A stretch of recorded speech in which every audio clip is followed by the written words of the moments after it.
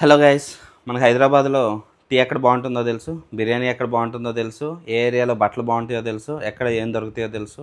ఇట్లాగే ఒక హైదరాబాద్ అని కాదు, ఏ ప్లేస్లో ఎక్కడైనా సరే అందరికి అన్నీ తెలుసు. కానీ మనకి ఎంతమందికి ఇన్కమ్ ట్యాక్స్ గురించి తెలుసు? ఇవి రెగ్యులర్గా ప్రతి ఒక్కళ్ళ లైఫ్లో మనం ప్రతి ఒక్కళ్ళం వాడుతున్నాము. సో అయితే శాలరీ పీపుల్ కానీ, లేదా బిజినెస్ మ్యాన్ కానీ, అటు వాళ్ళని వీళ్ళని. సో ఇక్కడి నుంచి మనం ఏం చేయబోతున్నామంటే నెక్స్ట్ 21 days 21 చిన్న చిన్న ఇంపార్టెంట్ టాపిక్స్ మన ఛానల్లో అప్లోడ్ చేయబోతున్నాను. సో ఇన్ కేస్ వాటికి సంబంధించి తెలుసుకోవాలి అనుకుంటే ఫాలో చేసి పెట్టండి. అండ్ రేపటి నుంచి మనం సిరీస్ స్టార్ట్ చేయబోతున్నాం. అండ్ నెక్స్ట్ ఇంకోటి ఏంటి అంటే ఇన్కమ్ ట్యాక్స్ నాకు సంబంధం లేదో, నాకు అర్థం కాదు, అది కాదు ఇది కాదు అని ఏం లేదు.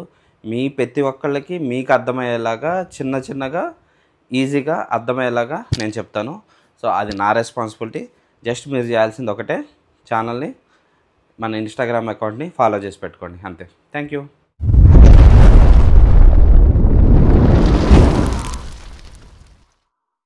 Income tax knowledge capsule day 1.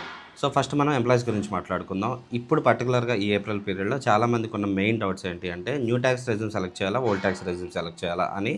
So ఇక్కడ అండ్ ఇన్ కేస్ ఏది సెలెక్ట్ చేసినా నేను ఇంటర్చేంజ్ అవ్వచ్చు ఫ్యూచర్లో రిటర్న్ ఫైల్ చేసేటప్పుడు అని చాలామంది క్వశ్చన్స్ అడుగుతారనమాట. సో ఇన్ కేస్ ఏది న్యూ ట్యాక్సా ఓల్డ్ ట్యాక్సా ఏది బెనిఫిట్ అనేది నేను నెక్స్ట్ వీడియోలో చెప్తా. సో ఇన్ కేస్ మీరు ఇక్కడ ఏది సెలెక్ట్ చేసినా సరే ఇది కంపెనీకి మీరు ఇచ్చే ఒక డిక్లరేషన్ అనమాట. దీన్ని బేస్ చేసుకొని కంపెనీ ఏం చేస్తుందంటే ఆ రేట్స్ ప్రకారం మీ టీడీఎస్ అనేది కట్ చేస్తుంది. కానీ ఎట్ ద టైమ్ ఆఫ్ మనం ఇన్కమ్ ట్యాక్స్ రిటర్న్ ఫైల్ చేసేటప్పుడు ఇందులో ఇన్ కేస్ మీరు కొన్ని డిడక్షన్స్ మిస్ చేశారు, ఎక్కువ ఉన్నాయి, దీన్ని బేస్ చేసుకొని మనం న్యూ ట్యాక్స్లో కనుక ఎగ్జాంపుల్ ఓల్డ్ చేశారు, న్యూలో బెనిఫిట్ అనుకోండి, దీని నుంచి దానికి చేంజ్ అవ్వచ్చు. లేదు న్యూ చేశారు, ఓల్డ్లో బెనిఫిట్ అనుకోండి, దీని నుంచి దానికి చేంజ్ అవ్వచ్చు.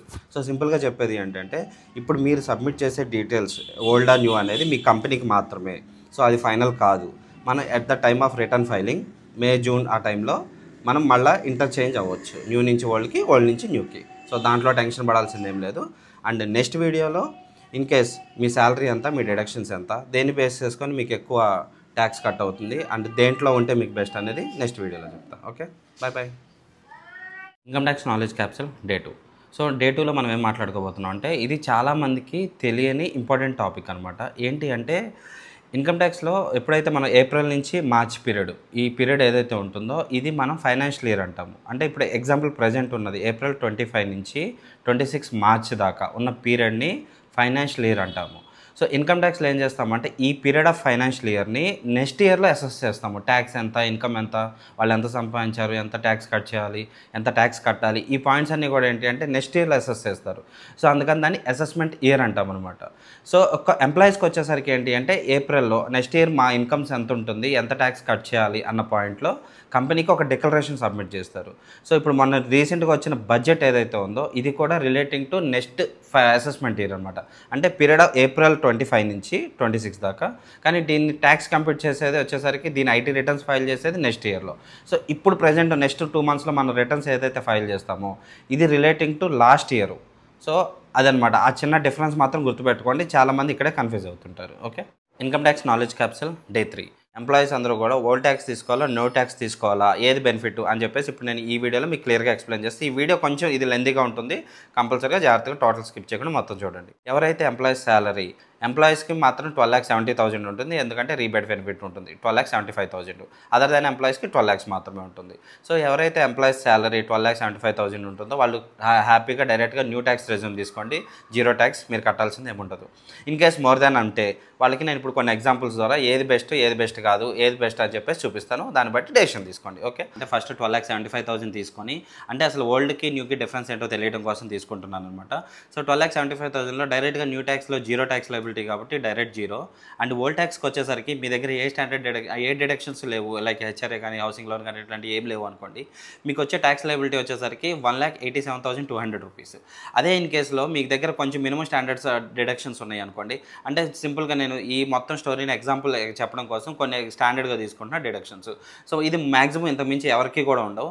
అండ్ ఏంటి అంటే హెచ్ఆర్ఏ 3 లక్షలు, housing loan in case still మీకు హౌసింగ్ లోన్ ఉన్న కూడా 2 లక్షలు, plus ATC 1.5 lakhs, plus ATT కింద 50,000, 1000 ఇన్ని తీసుకున్న మ్యాక్సిమం 7 లక్షలు. సో ఇంత తీసుకున్నా కూడా మీకు ఓల్డ్ ట్యాక్స్ రెజ్యూమ్ కింద 12,75,000 ఇన్కమ్కి మీకు వచ్చే ట్యాక్స్ లైబిలిటీ వచ్చేసరికి 18,200. ఇదే ప్లేస్లో 20 lakhs ఎగ్జాంపుల్ 20 lakhs ఇన్కమ్కి మీరు క్యాలిక్యులేట్ చేస్తే 7 lakhs స్టాండర్డ్ డిడక్షన్స్ మీకు ఈ డిడక్షన్స్ అన్నీ ఉన్నా కూడా మీకు వచ్చే ట్యాక్స్ లైబిలిటీ ఎంత అంటే న్యూ ట్యాక్స్ కింద 1,92,000, అదే ఓల్డ్ ట్యాక్స్ కింద వచ్చేసరికి 1,95,000. అంత డిడక్షన్స్ బేసికల్గా ఎవరికి ఉండవు. స్టిల్ అంత ఉన్నా కూడా ఇంకా న్యూ ట్యాక్స్ రెజ్యూమే మీకు ఇక్కడ బెస్ట్ చూపిస్తుంది అనమాట. ఎగ్జాంపుల్ 7 lakhs కాకుండా హౌసింగ్ లోన్ మాత్రమే ఉంది, మీకు ఎటువంటి హెచ్ఆర్ఏ లేదు అనుకోండి, దెన్ 4 lakhs డిడక్షన్స్ తీసుకున్నాం. ఈ ఎగ్జాంపుల్లో మీకు ఆల్మోస్ట్ ఓల్డ్ ట్యాక్స్ రెజ్యూమ్ కింద 2,88,600 వస్తుంది, అదే న్యూ ట్యాక్స్ కింద 1,92,400 వస్తుంది అనమాట. సో ఇక్కడ ఆబ్వియస్లీ బెస్ట్ ఏది అంటే న్యూ ట్యాక్స్ రెజ్యూమ్. ఎందుకు న్యూ ట్యాక్స్ రెజ్యూమ్ బెస్ట్ అంటే మీరు ఇందులో ఎటువంటి డాక్యుమెంట్స్ మెయింటైన్ చేయాల్సిన అవసరం లేదు, మీ కంపెనీకి సబ్మిట్ చేయాల్సిన అవసరం లేదు. Most of the cases as per my experience ప్రకారం 80 to 90% ఆఫ్ ద ఎంప్లాయీస్ ఎవరైతే ఉన్నారో మీ అందరికీ కూడా న్యూ ట్యాక్స్ రెజ్యూమే చాలా బెనిఫిట్, ఎందుకంటే ట్యాక్స్ కంపారిటివ్లీ తక్కువ ఉంటుంది. అండ్ ఇంకొక సెకండ్ రీజన్ ఏంటి అంటే ఓల్డ్ ట్యాక్స్ పెట్టుకుంటే మీరు డిడక్షన్స్ ప్రూఫ్స్ అన్ని ప్రాపర్గా మెయింటైన్ చేయాలి, అండ్ మీ కంపెనీ వాటిని రిజెక్ట్ చేసే ఛాన్సెస్ ఉంటాయి. అండ్ మీరు అంటే పేమెంట్ ప్రూఫ్లు ఇవన్నీ లేకపోతే ఆటోమేటిక్గా దాని ఇంపాక్ట్ మార్చ్ ఏప్రిల్ ఏదైతే ఫిబ్రవరి మార్చ్ ఆ టైంలో చాలా హ్యూజ్ శాలరీస్ కూడా కట్ అయ్యే ఛాన్సెస్ ఉన్నాయి. ఇన్ కేస్ మొత్తం వీడియో చూసిన తర్వాత ఎవరికైనా అర్థం కాకపోతే మీ డైరెక్ట్గా మీ ఇన్కమ్ మీ డిడక్షన్స్ ఏవైతే ఉన్నాయో అవి నాకు డైరెక్ట్గా డిఎం చేయండి, అండ్ మీకే ట్యాక్స్ రెజ్యూమ్ బెస్టో నేను మీకు డైరెక్ట్ మెసేజ్ చేస్తాను. Welcome to the income tax knowledge capsule. Income ట్యాక్స్లో 2 టర్మ్స్ ఉంటాయి, tax planning and tax evasion. So ఈ టర్మ్స్ గురించి ఇప్పుడు మాట్లాడుకుందాం. ట్యాక్స్ ప్లానింగ్ అంటే ఏంటి అంటే మీ ప్రొఫైల్ మొత్తం చూసిన తర్వాత మీకు ఏది బెస్ట్, ఏది చేస్తే ట్యాక్స్ తక్కువ పడుతుంది అని చెప్పేసి ముందుగానే సజెషన్ ఇవ్వడం, it is called tax plan, it's legal. And tax evasion అంటే ఏంటి అంటే మీ ఇన్కమ్ని తగ్గించడం కానీ, లేదంటే ఇన్కమ్ని చూపించకుండా ఉండడం, లేదంటే ఎక్స్పెండిచర్లను పెంచడం కానీ ఇట్లాంటివి చేస్తారు. It is called tax evasion. It's a total illegal. దాన్ని ఎవరు సజెస్ట్ చేయకండి, ఎవరు చేయకండి. ఓకే, ఇన్ కేసు దొరికితే ఫ్యూచర్లో నోటీసులు గీటీసులు అంటే ఇట్లా చాలా తలనొప్పి ఉంటుంది అనమాట. Welcome to the income tax knowledge capsule. So మనం లాస్ట్ వీడియోలో ట్యాక్స్ ప్లానింగ్ అంటే ఏంటి, ట్యాక్స్ ఎవేజన్ అంటే ఏంటో మాట్లాడుకున్నాం. సో ఇంత స్టోరీ చెప్తున్నావు కదా, మాకు ఒక ట్యాక్స్ ప్లానింగ్ టిప్ అని చెప్పేసి అంటారు. సో లెట్స్ ఓకే, ఈ టిప్ తీసుకోండి. సో సింపుల్ ఎగ్జాంపుల్ ఏంటి అంటే ఎగ్జాంపుల్ ఎవరికైతే 12 lakhs శాలరీ ఉంటుందో వాళ్ళకి న్యూ ట్యాక్స్ రెజ్యూమ్ ప్రకారం ట్యాక్స్ వచ్చేసరికి దగ్గరగా 26,000 పడుతుంది అనమాట. సో వీళ్ళకి నేను జీరో ట్యాక్స్ పడేటువంటి ఒక ట్యాక్స్ టిప్ ఇస్తాను. It is called tax planning. It's totally eligible. It's a proper legal వే. ఏంటి అంటే మీరు మీ కంపెనీ ఎంప్లాయర్ దగ్గరికి వెళ్ళి వాళ్ళ దాంట్లోంచి ఎన్పిఎస్ చేయమని చెప్పండి. ఎన్పిఎస్ ఏంటి అంటే 14% ఆఫ్ ద బేసిక్ మీద మీకు ఎలిజిబుల్ అనమాట.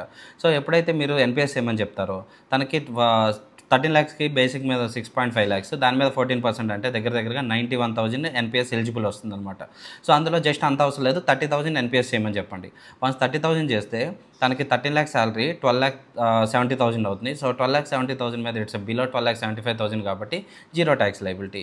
So under new tax resume it's zero. అదే ఇన్ కేస్ అదే న్యూ ట్యాక్స్ రెజ్యూమ్ ప్రకారం మామూలుగా అయితే 13 lakhsకి 26,000 పడుతుంది. సో ఈ చిన్న టెక్నిక్ ఫాలో అయితే the tax liability is zero. It is called tax planning. So ఎవరైతే మీ ఫ్రెండ్స్లో నియర్ టు 12 lakhs 13 lakhs ఉన్నారో వాళ్ళకి ఇది ఫార్వర్డ్ చేయమని చెప్పండి, వాళ్ళకి ట్యాక్స్ సేవ్ చేసిన వాళ్ళు అవుతారు. Thank you. Welcome to the income tax knowledge capsule. ఎప్పుడైతే నిర్మలా సీతారామన్ గారు బడ్జెట్లో న్యూ ట్యాక్స్ రెజ్యూమ్ గురించి న్యూ స్లాబ్ రేట్స్ గురించి అనౌన్స్ చేశారో ఆటోమేటిక్గా న్యూ ట్యాక్స్ అనేది చాలా పాపులర్ అయిపోయింది. అది అందరికీ తెలిసిన విషయమే. కానీ చాలామందికి ఉన్న డౌట్ ఏంటంటే న్యూ ట్యాక్స్ రెజ్యూమ్లో ఏమేమి డిడక్షన్స్ వస్తాయి, ఏమేమి రావు అని చెప్పేసి చాలామంది కన్ఫ్యూజన్ ఉంది. ఎందుకంటే దాన్ని బేస్ చేసుకొని ట్యాక్స్ ప్లానింగ్స్ చేసుకోవడానికి. సో ఈ వీడియోలో నేను చాలా సింపుల్గా 3 పాయింట్లో చెప్పేస్తాను. ఫస్ట్ ఇది వచ్చేసరికి ఏంటంటే న్యూ ట్యాక్స్ రెజ్యూమ్లో మీకు ఏమి ఎలిజిబుల్ ఉంటుందండి, కంపల్సరీగా స్టాండర్డ్ డిడక్షన్, అది 75,000. సో మీరు ఎంప్లాయీ కేటగిరీలో ఉన్నారు అంటే ఆటోమేటిక్గా మీ ఇన్కమ్ నుంచి 75,000 డిడక్ట్ అయిపోతుంది, బ్యాలెన్స్ మీద ట్యాక్స్ క్యాలిక్యులేట్ అవుతుంది. So that is the first deduction. And second deduction వచ్చేసరికి ఎన్పిఎస్. సో ఎర్లియర్ ఏంటి అంటే ఎన్పిఎస్ అనేది మీరు చేసినా మీ ఎంప్లాయర్ చేసినా ఎన్పిఎస్ వచ్చేది. సో ఇప్పుడు ప్రజెంట్ అది రాదు, మీరు చేసింది రాదు, ఓన్లీ మీ ఎంప్లాయర్ డిడక్ట్ చేసిన ఎన్పిఎస్ మాత్రమే వస్తుంది. ఇప్పుడు ప్రజెంట్ అది 14% ఉంటుంది, అది కూడా బేసిక్ ప్లస్ డిఏ మీద 14% క్యాలిక్యులేట్ చేస్తారు. అండ్ ఇవి కాకుండా బేసికల్గా ఇంకేం రావు. ఇంకొక డిడక్షన్ ఉంది, ఏంటి అది అంటే ఇంట్రెస్ట్ ఆన్ హౌసింగ్ లోన్. అంతకుముందు ఏం చేసేవాళ్ళు అంటే ఇంట్రెస్ట్ ఆన్ హౌసింగ్ లోన్ అది సెల్ఫ్ ఆక్యుపైడ్ కానీ లెట్అవుట్ ప్రాపర్టీ కానీ ఈ రెండింటి మీద వచ్చేది. కానీ ఈ న్యూ ట్యాక్స్ రెజ్యూమ్ ఇప్పుడు ప్రజెంట్ ఎవరైతే న్యూ ట్యాక్స్ కింద క్యాలిక్యులేట్ చేస్తారో వీళ్ళకి సెల్ఫ్ ఆక్యుపైడ్ ప్రాపర్టీ మీద ఇంట్రెస్ట్ ఆన్ హౌసింగ్ లోన్ రాదు.